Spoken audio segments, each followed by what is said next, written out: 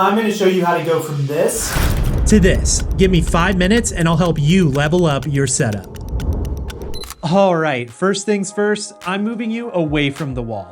Most people start at the wall because it's convenient and easy, but the reality is it's a lot more flat and less dimensional. Next, I'm most likely turning the camera into a corner. This is going to give you the most amount of space in the room, and it creates dimension, angles, and depth. Third is the rule of thirds. Picture this little grid over your camera. A lot of cameras, you can actually turn this setting on.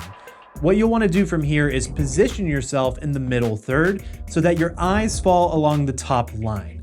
This is the eye line. Something else that will help draw attention is leading lines. And because we're shooting into a corner, we naturally have the corner lines, but we also have this shelf behind me as well. And those are creating some leading lines too. I'll add in some more by bringing in this table over as well. Not only does this add one more leading line, it gives me a place to play with later. Next up is space. So when you add objects into your scene, like this plant, you don't want it to compete with your subject. Kind of looks like there's a plant growing out of my arm now, and I don't really want that. What we'll do instead is use this to actually frame the shot somewhere over here.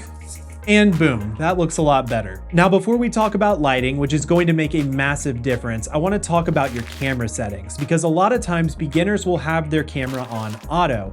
And when you're in a controlled lighting environment and making adjustments, your camera can secretly be fighting against you. So let's put this in manual mode. And here are a few starter settings to get you going. Now, if you want to take full control of your camera settings and learn things like resolution, frame rates, ISO, shutter speed, aperture, white balance, I've actually created a free resource for you at supersimplecamerasettings.com.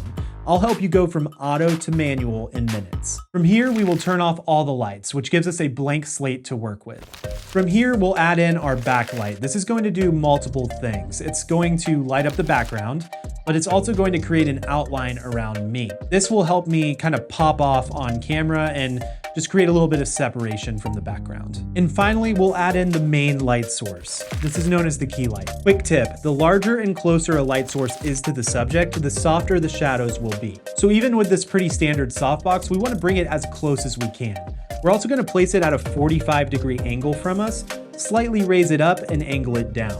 We're looking for a few things here. First, we're looking for a catch light. This is a little reflection of light that's found in the pupil of the eye reflecting the light source. This gives the eye a little bit of life, a little bit of a spark, and it can really help the viewers connect with you. We're also looking for a little bit of shadows on the lower side of the face just to help define facial features. Most people don't need a ton of lights, they just need to know how to place them. Now it's time for arguably one of the most important parts of the whole equation, and that's audio. Most viewers can tolerate lesser than video, but when it comes to audio, if it's bad, they're gone. So the trick here is to get the microphone as close as you can without it being too distracting in the frame. There's a couple of different ways that you can do this depending on your gear and your setup and the way you want to operate. You can do on-camera shotgun microphones, you could do wireless microphones or lavs, or you could do external audio recorders or shotgun mics mounted just out of frame. You'll want to watch your audio levels as well and make sure that they're not distorting. The other thing to mention when it comes to audio is acoustics. Sometimes as simple as throwing down a rug can make a big difference, or you could use acoustic blankets and set them up behind your camera in the direction of which you're talking just to help dampen that sound and create a better experience for your viewer. One other quick tip is to just pay attention to what you're wearing. Sometimes paying attention to color and brightness values and how they compare and contrast in your scene can actually do a lot for you. For example, I'll put this little lighter colored jacket on and hop back in the frame, and boom, it instantly gives a lot of life to the shot, and it helps me kind of pop into the frame a little bit more because I'm now a lighter color contrasting on a little bit of a darker background. And remember that table that we set up earlier? Well, it's this nice little blank space that you can use to highlight something that you're talking about in a video. Maybe you're doing an unboxing, a product, something related to your channel. You can utilize that space now just to add some extra communication to your messaging.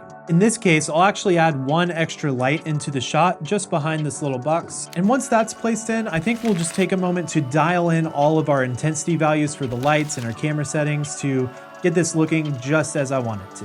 Whew, I know that was a lot of info coming at you fast, but hopefully you can see that how even some seemingly small changes can actually make a pretty big impact. One of the downsides of YouTube is that while you can see me, I can't see you, and that's why I created setupsessions.com. This is where you can book one-on-one sessions with me where I can help you in real time dial in your content setup. You'll get access to a coaching module where we can share notes and I can resource you, and you'll also get a video recording of our session that you can refer back to later. You can check it out at the link in the description below or setupsessions.com. I hope you found value in this video. If you want to book a setup session, you can do that right here, or YouTube thinks that you'll like this video.